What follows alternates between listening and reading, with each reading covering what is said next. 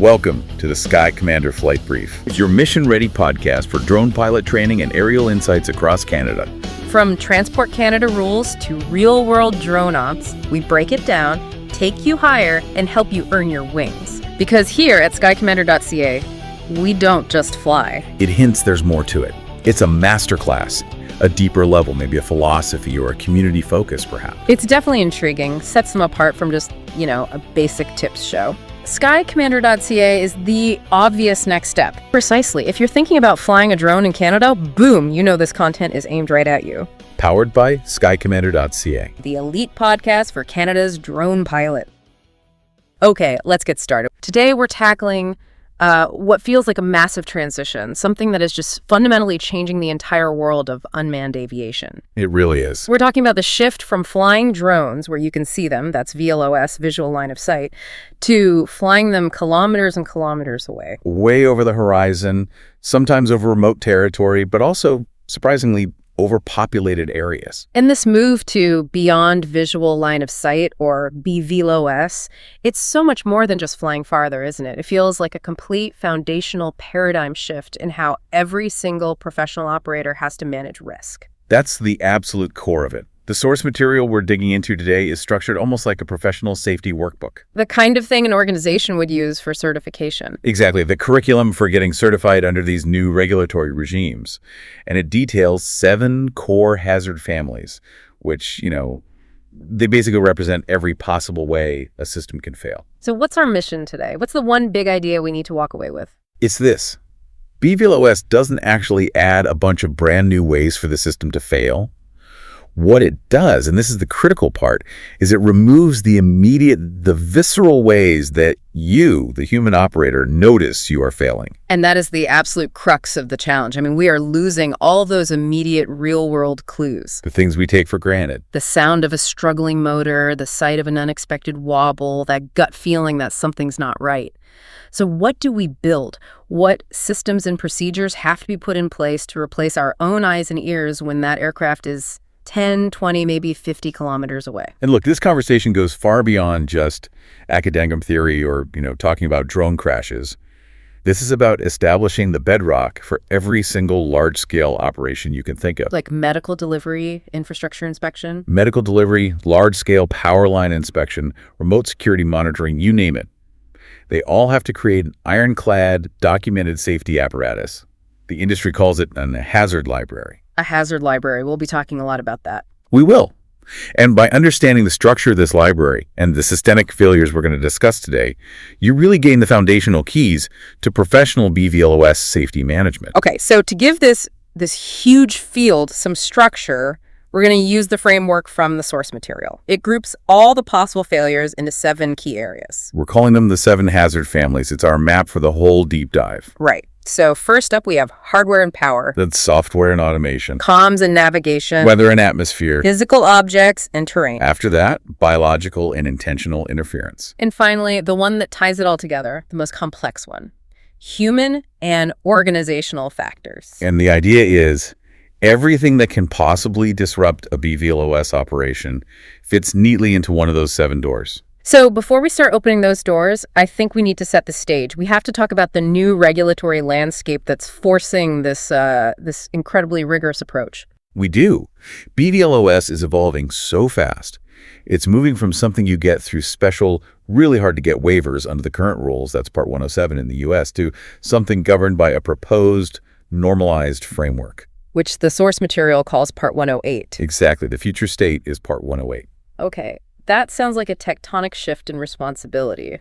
You're going from a waiver world where you prove you're special just one time, right, to a normalized framework world where you have to prove you're compliant all the time.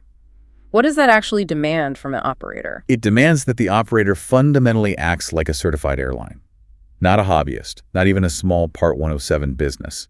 Permission to fly at scale, especially over people or critical assets, is going to hinge entirely on the strength of their internal safety management system. the SMS. And that SMS, it requires this documented, proactive approach to finding hazards. That's it in a nutshell. Your ability to operate depends directly on the reliability and the thoroughness of your hazard library. Okay, so let's lock in those 3 core concepts we're going to be tracking. You mentioned the hazard library. It sounds less like a physical binder sitting on a shelf and more like a dynamic piece of software. That's the perfect way to describe it. It is a structured, living database. It's a formalized, what can bite us catalog. So it's not just a list of bad things. No, not at all. For every single entry, it has to document 5 key things. A unique ID, the root cause. So why did this happen? The resulting consequence, like a forced landing or loss of control. And most importantly, the specific mitigation measures. The technical or procedural seatbelts for that specific risk. Exactly. If an incident happens, the regulator isn't going to ask if it was in your library. They're going to ask, was it in your library and did you apply the mitigation you said you would diligently? Got it. The systematic catalog of every potential failure.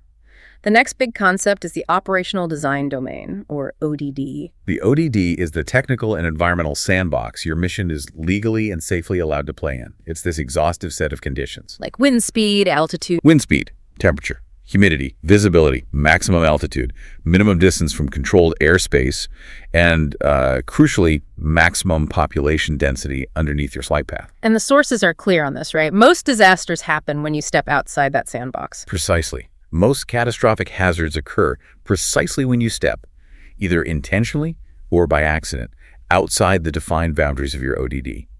The ODD is the constraint that makes safety at this scale even possible. Okay, and that links the hazard catalog and the sandbox together, the final assessment of risk. And risk, mathematically, it's just a function of likelihood multiplied by severity. Right. But what changes so drastically in BVLOS is 2 things. First, you're covering larger areas, maybe flying over more people, so the severity of any failure naturally goes way up. Second, because you lose those immediate visual and audio clues we talked about, the likelihood of a small problem escalating into a full-blown, unrecoverable failure also increases. BVLS forces you to manage both ends of that risk equation proactively. You have to move from reactive flying to predictive system management. That sounds like a massive cognitive load on the pilot or the controller. It's so much to track. Do professional BVLOS organizations have some kind of standardized mental script for managing this on every single mission? They absolutely have to. You can't just wing it. The sources introduce this really powerful 7-step mental model. It's called the Plan IT workflow. Plan IT. Right, and operators use it for every complex mission to make sure they systematically connect that hazard library to the actual flight plan. It moves safety from just a gut feeling to a discipline. Okay, let's unpack Plan IT. You mentioned they have to number the risk, which sounds really interesting. How does it actually work in practice? So we start with people relevant hazards from the library. You don't review the entire catalog every time. You filter it. Exactly. If you're flying a rural corridor in the middle of summer, you pull hazards related to high temperatures, long-range comms issues, maybe livestock. But you can probably skip the hazards about, say, urban GPS multipath. Then L limit the ODD. Right. So your standard company ODD might allow you to fly in winds up to 25 knots. But if a corridor for today's flight has, specific ridges that are known to generate turbulence above 15 knots. You have to tighten the limit for that specific mission. You have to explicitly limit the ODD for this specific mission to 15 knots. You're defining the boundaries based on real-world local knowledge, not just some generic policy document. Makes sense. Next is A, assign mitigations. This is where you get specific. You detail the exact procedures, the technology, or the crew requirements you're going to use to bring that risk down. So if the hazard you pulled is GNSS spoofing, your mitigation might be requiring 2 independent external references for your position. Or maybe having a second crew member whose only job is to watch the inertial data. Perfect example. Now, N, number the risk. This is the practical application of that risk equals likelihood times severity equation. How do you quantify something so complex? The industry uses a pretty simple risk matrix, usually a 5x5 grid. It defines likelihood from 1, which is very unlikely, to 5, which is frequent, and severity from 1, negligible damage, to 5, catastrophic, meaning loss of life. So you plot your hazard on that grid. You do. For the hazard you pulled, let's say engine failure, you first determine its raw inherent risk score. the pre-mitigation rating. Okay. So if an engine failure is considered likely, say a 4 on the scale, and the consequence is catastrophic, a 5, then your initial risk score is 20, high. Very high. Then you apply your mitigation, for instance, using a multi-rotor drone with engine redundancy. That might drop the likelihood score way down to be to a 2, so now your post-mitigation risk score is 10. That's 2 times 5. And the goal is to get that post-mitigation score below some acceptable company threshold. What happens if it's still too high? The mission does not go, it stops. Or you go back to the A stage, assign mitigations, and you add stronger ones until that residual risk is acceptable. This whole process of numbering the risk, it's mandatory documentation under an SMS. It moves the decision from a pilot's gut feeling to a defensible standardized calculation. Exactly. And finally, we have I and T. Right. I is for integrate. You integrate that entire plan into your ops plan, your flight cards, your checklists. And T is for track. You track everything that happens, anomalies, near misses, data variances, and you feed that essential information back into the system. To update the library. To update the library. The Plan IT workflow is the engine that drives that continuous learning. All right, let's open that first critical door. Hardware and power. In VLOS, a hardware problem is often so visceral. You can see the frame vibrating, you hear the propeller pitch change. It's immediate. But in BVLOS, you only infer that physical reality from cold, hard telemetry data. So let's look at scenario H1, what the sources call the limping motor. This scenario is just the textbook example of losing your immediate senses. Let's start with the VLOS version of this problem. Okay. The pilot's on site, maybe inspecting an industrial facility. They hear a slight change in pitch from one of the motors. It just sounds a little rougher, a bit deeper. And they can see it too, right? A little wobble. They look up and see the airframe making these tiny micro corrections, a slight constant wobble that the autopilot is actually masking pretty well. But the key thing here is the system hasn't reached its internal alarm threshold yet. The screen is still green. So the lesson there is obvious. The pilot trusts their trained senses and lands immediately before any red alarm ever fires. Exactly.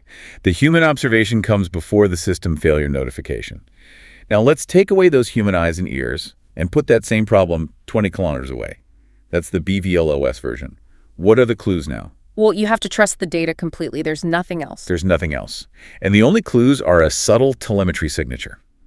It often requires you to cross-reference multiple data streams to even spot it. So instead of a sound, you're looking at numbers. You're looking at data. Motor 3's current is running, say, 15% higher than the other 3. And instead of a visible wobble, the IMU, the inertial measurement unit, is showing a constant 5-degree roll correction being applied by the flight controller. Okay, let's pause on the IMU. For anyone listening, why is that sensor so critical in this specific scenario? The IMU is basically the drone's inner ear. It's a sense of balance and motion. It tells the flight controller exactly how it's moving and oriented in 3D space. So when motor 3 starts to fail... Right, maybe a magnet is cracked or a bearing is starting to seize up, it generates less thrust, or maybe erratic vibration. The autopilot senses this tiny imbalance through the IMU and immediately starts compensating with a continuous corrective input. So the drone looks like it's flying straight on the screen. It is flying straight. But the underlying hardware stress is increasing exponentially. The system is fighting itself to stay stable. And this is where the analysis gets really deep. Why does a 15% current differential matter so much? I mean, is that really enough to abort a mission that might be collecting critical data worth thousands of dollars? It forces the operator to define the threshold mathematically, in policy. For a small multi-rotor drone, that 15% difference might indicate a rapidly escalating failure. That motor is having to work 15% harder just to keep up with the others. Generating more heat, stressing the components. Exactly. It's generating excessive heat, stressing the remaining bearings.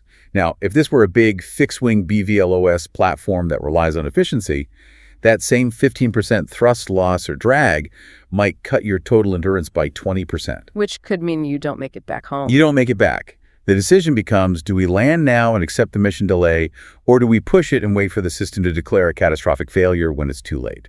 So the challenge isn't just the failure itself. It's defining a policy that forces an intervention based purely on a data variance, a mismatch that doesn't necessarily scream emergency in all caps. That's it. Your hazard library has to contain a clear policy that says something like, any motor current deviation exceeding 10% sustained for more than 30 seconds requires an immediate transition to the amber state protocol. And that policy removes the decision from the pilot's judgment in a high-stress moment. It embeds it in the organization's operating standards. It's no longer a choice. It's a procedure. Okay, let's move to scenario H2. This one seems like a constant killer in long-distance flying.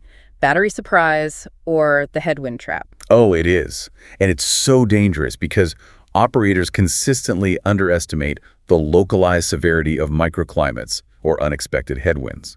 They look at the big weather picture, not the reality on the ground. And a headwind is essentially just physical drag that your power system has to constantly fight. Exactly. So in the VLOS version, you're standing right there, you see the drone fighting hard against the air, it's visibly struggling, it looks like it's crawling through the sky. And you glance at your controller and see the battery percentage ticking down way faster than normal, maybe 2% every minute instead of 1. Your instinct just screams, divert now. Now, in the BVLOS version, all of those instinctual, visual, and frankly emotional clues are totally gone. The only way you can detect this stronger than forecast headwind is by looking at the relationship between 3 distinct, independent telemetry points. Okay, lay them out for us. What are the 3 key indicators here? You have to look at the relationship between airspeed, ground speed, and battery voltage. Airspeed, ground speed, voltage. The pitot tube, or whatever effective airspeed sensor you have, might show a consistent, high operational speed, let's say 18 meters per second. That tells you how hard the propellers are working. Right, how fast it's moving through the air mass. Exactly. But at the same time, your GPS-derived ground speed might be starkly reduced. Maybe it's only 8 meters per second. That 10 meter per second difference is the headwind that you didn't see in the forecast. And the third piece of the puzzle is the voltage. The battery voltage. To sustain that high airspeed of 18 meters against that 10 meters headwind, the battery has to pump out way more current.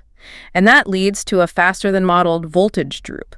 The voltage sags under the load. You are essentially reading the system screaming for more power. Okay, so identifying a benign crash zone mid-flight, this on just 3 numbers sounds incredibly high stress, especially when the pilot is already dealing with what is now an escalating emergency. How is that even feasible in the middle of a long corridor? You've just hit on the crucial challenge. It's not about finding a safe spot ad hoc in the middle of the crisis. It has to be pre-planned. BVLOS training has to revolve around pre-planning multiple contingency landing locations, these benign crash zones, all along the entire corridor before you even take off. So the moment those 3 numbers cross your red state threshold, the pilot doesn't spend a single second searching. They immediately execute the programmed forced landing to the nearest pre-identified zone. They accept the loss of the aircraft to minimize the ground risk. So the training has to make that selection and execution instantaneous. It has to. You're moving the cognitive burden from in-flight decision-making to pre-flight preparation. The hard work is done on the ground. All right, that brings us to our second door. If hardware is the machine fighting you, software and automation presents the risk of systematic, consistent errors. If the underlying logic is just wrong, the BVLOS operator has 0 independent visual verification. Their eyes are the screen, and if the screen is fundamentally wrong, they're blind. This is where you run into this failure mode called misleading comfort. The software tells you everything is perfect, so you relax, even as the aircraft is, hurtling towards disaster. Let's look at scenario S1, the mirrored route. We're supposed to be inspecting a long, straight section of a gas pipeline. Okay. In the VLOS version, the pilot is right there on site. The drone launches and immediately deviates 100 meters to the left. It's heading slightly toward the highway next to the pipeline instead of following the pipeline itself. The pilot sees it instantly. The physical reality doesn't match their mental map. They abort. Failure averted. Simple. But in the BVLOS version, a really complex planning offset bug mirrors the entire route path across a coordinate axis. It shifts the whole thing 100 meters off the pipeline corridor for the entire 30-kilometer route. And the really insidious part of this failure is that on the ground control station map, when the flight is rendered, everything looks perfectly aligned. Exactly. Why? Because the base map layer, the route overlay, and the displayed GPS position of the drone are all being affected by the same bug. Or the GCS software is just consistently misinterpreting the coordinates. So the visual feedback on the screen is confirming you are precisely where you should be, even while the physical aircraft is miles away from its intended target. The software is lying to the pilot, and it's doing it with perfect consistency. It's creating total confidence in a completely untrue reality. What is the ironclad mitigation against that kind of psychological trap? It has to be absolute data validation using an independent source. Yeah. You must require an external, non-proprietary reference to spot the mismatch before you ever fly that route BVLOS for the first time. So like exporting the flight plan. Exactly.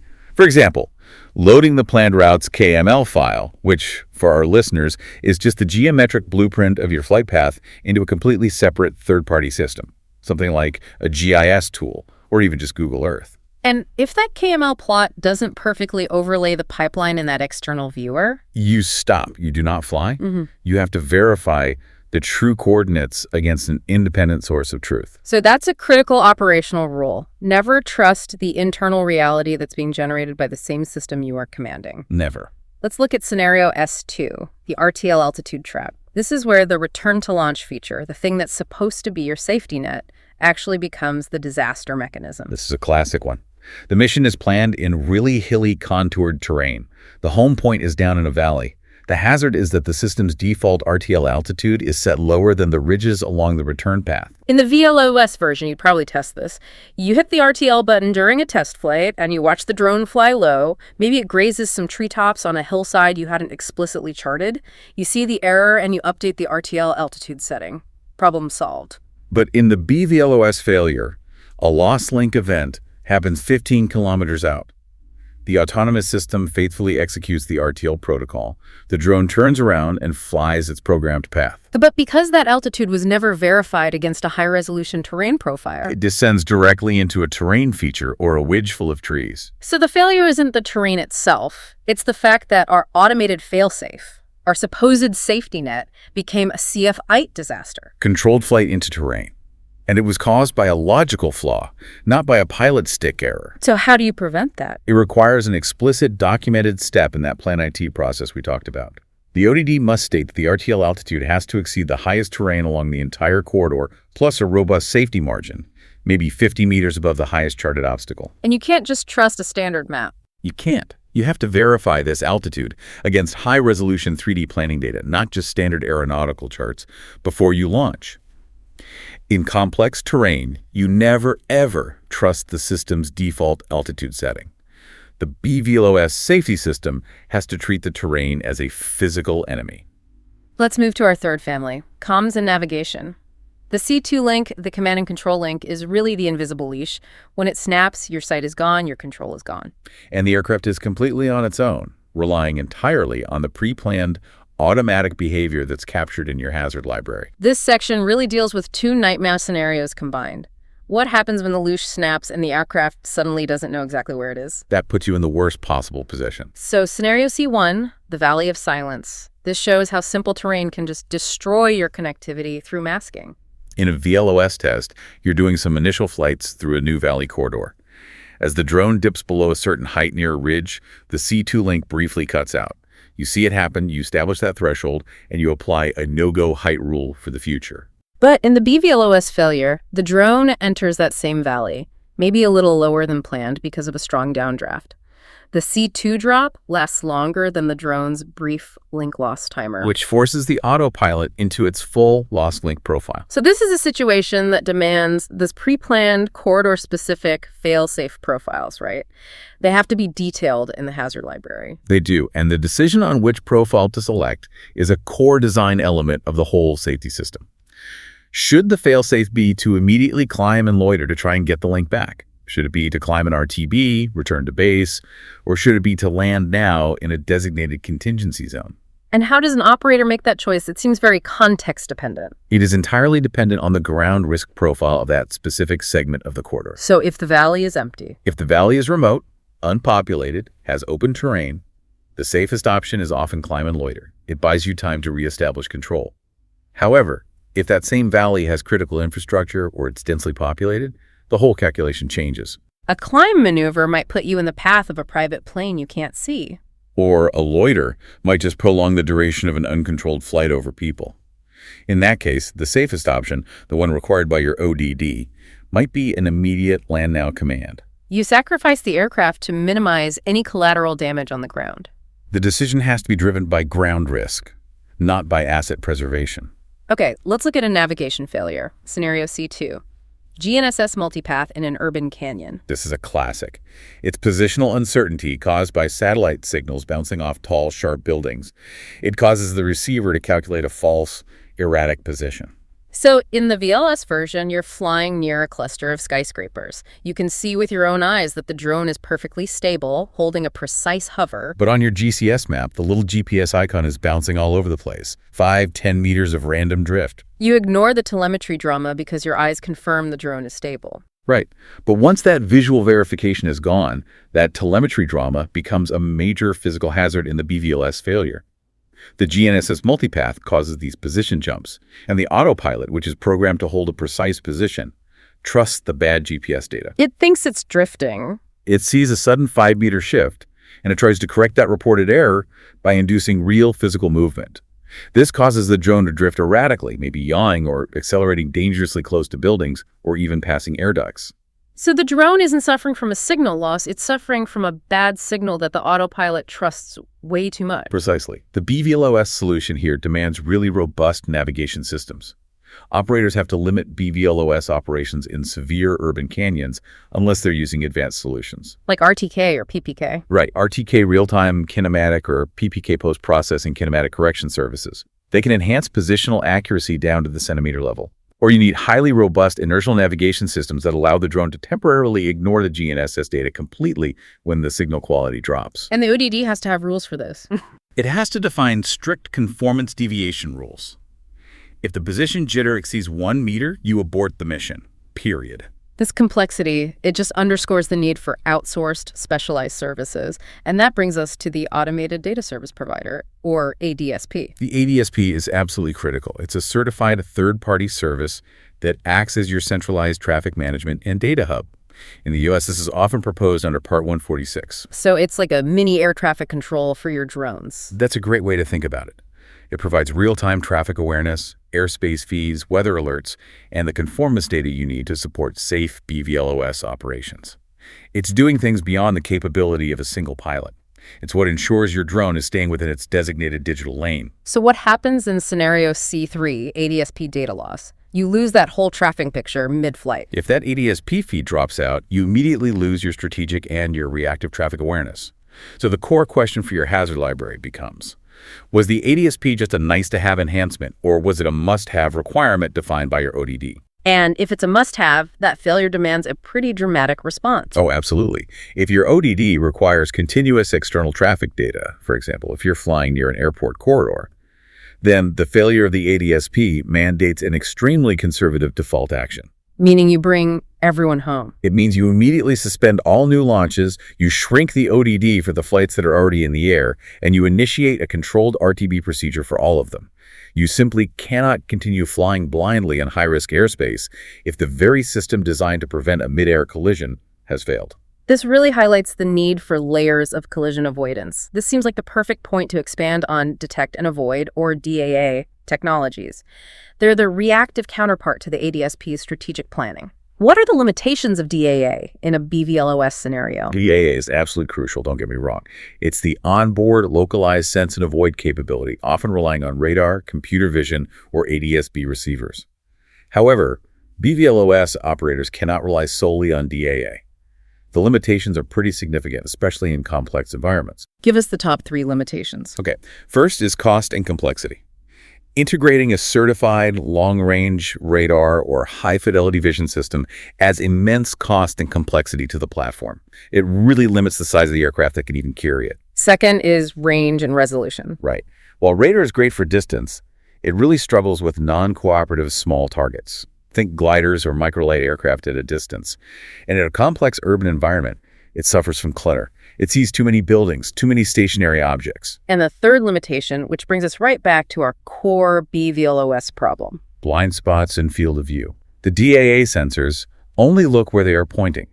If your DAA system only covers the front from 280 degrees, your aircraft is completely blind to traffic approaching from the rear. That's just unacceptable for certified BVLOS flight. So DAA needs redundant coverage, robust algorithms. And even then, its primary role is the last-minute collision avoidance maneuver, not strategic airspace management. That's why the ADSP is mandatory. It handles the strategic deconfliction before DAA ever needs to fire off an alert. We're moving now to the external world, the forces of nature and humanity that can surprise you mid-flight.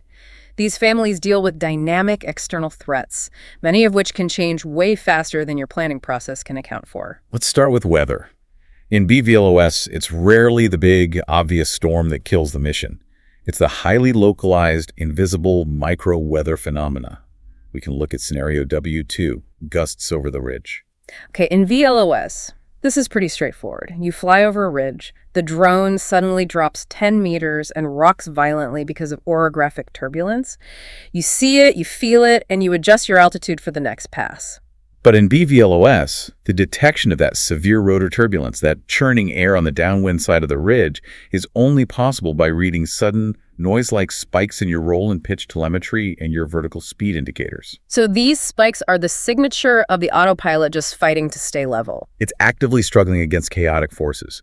If the autopilot is working way harder than usual, that's a huge red flag. What's the organizational mitigation for this kind of invisible physical stress? It's encoding a no-go combo that is explicitly and very granularly defined in your ODD. The hazard library has to treat ridge turbulence as its own unique hazard, separate from just generic high wind limits. So, an example would be? For example, no operation if the surface wind direction is between 240 and 300 degrees A&D, the speed exceeds 15 knots. Because you know from experience or modeling that that specific combination guarantees rotor action right over your flight corridor. That brings up other micro-weather events that are notoriously hard to predict. Let's look at a second weather scenario, maybe scenario W3, thermal lift and shear over complex surfaces. This is a really common hazard when you're flying low over large heat-absorbing areas, especially in hot, sunny conditions. Like a massive solar farm or a long stretch of black asphalt. Or even large industrial cooling ponds. Yeah. These surfaces create massive, localized thermal updrafts or really sharp wind shear right at the boundaries between the hot surface and the cooler air around it. And how does that show up in the BVLOS cockpit? What's the telemetry signature? It shows up as sudden, rapid spikes in the vertical speed indicator, the VSI, that the pilot never commanded. The aircraft is suddenly lifted or dropped by the air mass itself. And the autopilot has to fight that. It immediately compensates, which shows up as rapid, sustained changes in power output and attitude correction. If your drone is suddenly climbing at 5 meters per second with no pilot input, that's a thermal event. And the mitigation. It involves planning your flight paths to maintain high buffer altitudes over these known areas, or just scheduling flights for early morning or late evening when that thermal gradient is minimized. Okay, next family. Physical objects. This is about static dangers, but the real danger here is the element of time, the difference between when your digital map was surveyed and the reality on the ground right now. Scenario 02, new crane in town, highlights this map latency risk. The underlying hazard is simply that new obstacles appear between your routine surveys. And this happens really rapidly in industrial areas where there's always construction going on. The VLOS version is easy. You show up on site, you see a massive new construction crane, you recognize it pierces your flight band, and you update the plan on the spot. But the BVLOS failure happens when the flights are completely remote. No one has physically visited the site for weeks. A tower crane gets installed, reaching 400 feet right into your corridor. The operator, relying on their static digital obstacle database, launches the drone on its routine flight path. And the aircraft flies directly into the crane's job. It does. So if the BVLOS crew never visits the site, how can they possibly find that crane? This forces the BVLOS operator to move beyond purely technical solutions and start integrating organizational ones. They have to establish systems. Like having local partners? Engaging local partners, monitoring regional NOTAMs notices to airmen, or subscribing to real-time construction permit data feeds from the local municipalities. The safety system has to account for this human-scale delay in information. And what about objects that are even more temporary than cranes? Let's introduce scenario 03, temporary infrastructure. This is a huge blind spot for automated systems. We're talking about temporary power lines strung up during a construction phase, communication wires spanning a road for a festival, or even just large utility vehicles that are mobile but temporarily park in your flight path. Things that are too low, too small, or too temporary to ever appear on a NOTAM or a static map. Exactly. So if the maps fail and the object is too small for your DAA radar, what's the only defense left? It comes down to conservative vertical separation buffers and meticulous pre-flight area verification.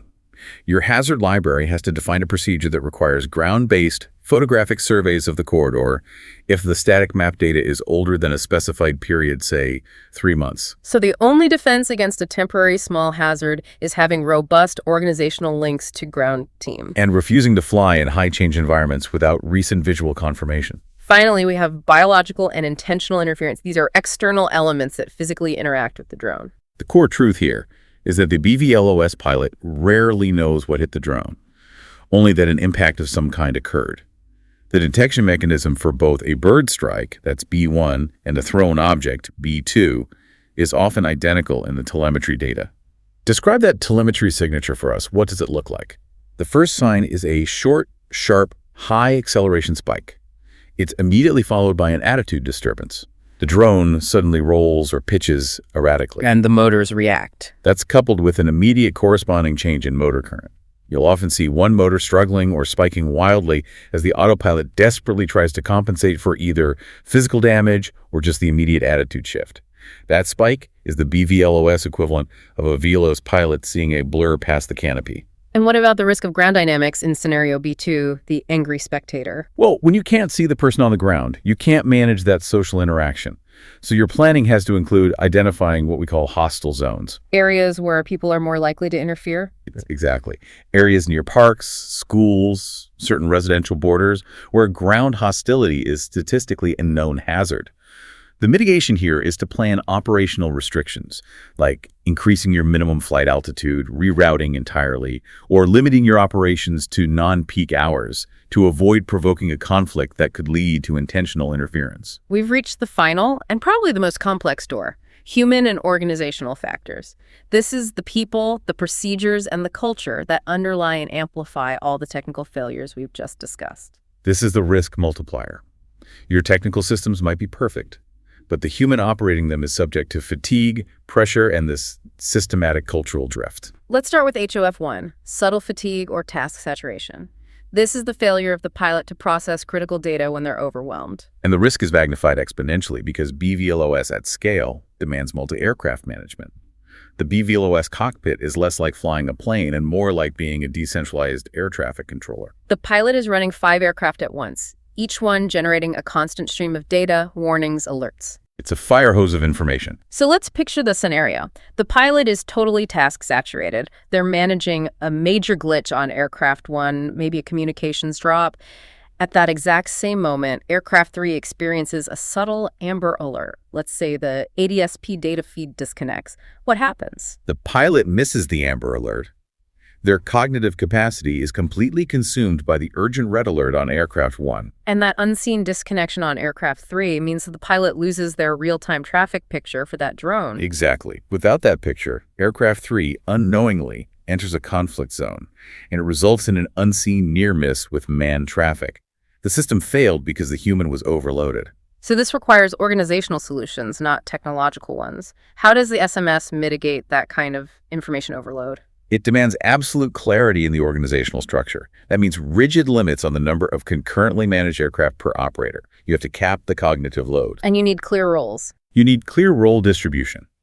The Remote Piloting Command, the RPIC, focuses only on aircraft control. The flight coordinator monitors the airspace and external data. This ensures there's no single point of failure in information processing. You also need standardized alert hierarchies, where a subtle, time-critical warning is visually and audibly distinct from a minor status change, all designed to prevent information burnout. Now let's talk about HOF2, normalization of deviance. This cultural hazard is, it's the death knell of every high-risk industry, from space travel to aviation. It is, and it's this gradual corrosive process where the team routinely starts to fly slightly beyond the declared limits. Not because they're reckless, but because they've done it successfully before, and it has always been fine. A simple example. A simple, concrete example. The ODD wind limit is 15 knots, but the pilots consistently find they can safely operate at 17 knots.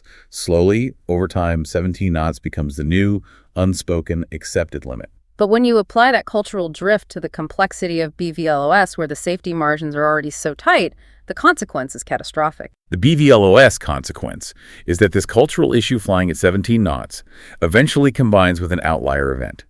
It might be a combination of a high wind day, plus a heavy payload that wasn't properly accounted for, plus a marginal C2 connection due to some unexpected interference. The accumulated small shortcuts multiply the risk. Until the system is stretched beyond its design capacity and it results in a forced landing in a populated area. So how does an SMS track this insidious cultural drift before it leads to an incident? You can't just wait for a crash. The SMS has to move beyond just tracking incidents. It has to track leading indicators. It uses data analytics to track close calls and operational trends. So it's looking at the data from every flight. It's constantly comparing the average wind at launch or the average C2 link quality to the defined ODD limit. If the data shows that the team is routinely launching missions when the conditions are, say, within 5% of the failure boundary, the system flags that normalization of deviance. And that triggers an audit or a retraining? It triggers a safety audit or remedial training. It catches the cultural issue before it results in a catastrophic failure. Finally, HOF3, ambiguous roles in emergencies. When the pressure really hits, training and procedure can fail if responsibility is not crystal clear. This is a procedural failure just waiting to happen in these high-stress, multi-crew environments. Imagine a real lost link event occurs. It demands immediate communication with air traffic control and initiation of the contingency sequence. Okay. The remote pilot in command, the RPIC, assumes the flight coordinator, who has better communications access, is going to handle the ATC call. But the coordinator believes the RPIC, who has the ultimate legal responsibility, is taking charge. And in that crucial high-pressure time window, no one acts. Nothing happens. Precious seconds are lost because of mutual assumption and an unclear delineation of duty. And the expert analysis here is non-negotiable. Emergency procedures have to explicitly encode role clarity under human factors. And you have to practice. Rehearsals are mandatory. The teams have to run through realistic, full-scale emergency drills, not just desktop simulations, to make sure every single member knows exactly who says go, who communicates to external entities, and who is responsible for the final execution of that contingency plan. Okay, so we've established that BVLOS safety requires replacing these visceral human crews with a systematic, data-driven logic. To wrap up, we should probably look at the 3 critical system requirements that tie all these mitigations together. They form the core of what you could call the BVLOS safety operating system. Right. And the first, and arguably the most crucial technical requirement, is conformance monitoring. Conformance monitoring, it's like the system's lane-keeping capability. That's a perfect analogy. It is the continuous automated check that the UAS remains strictly within its operational design domain, its planned trajectory, and its system health thresholds. It is the real-time detector of any deviation. So how does the central nervous system function across all 7 of those hazard families we discussed? It connects everything. It monitors position deviations, which could be from comms and navigation issues or software errors, against the planned path. It tracks velocity deviations caused by weather or hardware problems against the modeled performance. And it monitors the data itself? Critically, yes. It monitors the integrity of the data updates, which points to comms or hardware health. If any single one of those monitored parameters deviates beyond the threshold defined in the ODD, say, the battery voltage droops 10% faster than modeled, the conformance monitoring system immediately detects that failure and triggers an escalation, often before the human pilot even sees the raw data discrepancy. So it detects problems before they become crises, but this system is still largely reactive. What about preventing conflicts before they ever start? That brings us to the difference between strategic and reactive safety. Absolutely. Reactive safety is your onboard DAA sensor. It's the equivalent of a pilot doing a visual last-minute traffic check. It's designed to prevent a collision that is happening right now. It only addresses the immediate localized danger. Correct. Strategic deconfliction, on the other hand, is the preventive measure. It's using the ADSP and the planning tools to prevent conflicts before you even push the launch button. Correct. It requires coordinating your lanes, your altitudes, and your time blocks with other airspace users, ensuring that your path never crosses a high-risk area when a manned aircraft is expected to be there. In a certified BVLOS environment, you have to prove that strategic deconfliction failed before you ever have to rely solely on your reactive DAA sensors. And as we move into this proposed Part 108 reality, there is a very clear overriding emphasis on ground risk mitigation. The regulator is focused on the people and property under the flight path. Part 108 demands that the operator's entire risk story is built around minimizing the ground casualty expectation. This means operators have to categorize the risk level of the area below them. It's often categorized from M0, which is remote with no risk, up to M3, high density, high risk. And your mitigations have to reflect that reality. They must. So give us the key mitigations for managing that ground risk. They include designing routes that specifically favor M0 or M1, those low-density areas, and meticulously programming your emergency profiles to target pre-planned, benign crash zones. So if failure is inevitable, the system has to autonomously guide the aircraft to the location where the ground risk is the lowest. It has to choose a field instead of a freeway. Furthermore, BVLOS operations often require engineered solutions like parachutes or energy absorption systems to reduce the kinetic energy of an impact on the ground. You have to prove you've addressed both the likelihood and the severity of ground harm. So we've built this system, we've cataloged the hazards, we've tracked the compliance. What is the ultimate takeaway about the hazard library itself and the system that runs it? The core takeaway is that the hazard library has to be a living organism, not a PDF fossil. The entire safety management system is built on a non-stop feedback loop. Everything feeds back in. Every incident, every time the conformance monitoring system flags an amber alert, every close call, it must feed back into the system to update your training, refine your checklists, and adjust the ODD. If the team discovers a new, unexpected micro-weather pocket on a route, that data has to immediately update the ODD limits and generate a new mitigation procedure in the library. This continuous learning is the definitive requirement for operational maturity in BVLOS. So we've really uncovered the deep truth of BVLOS risk.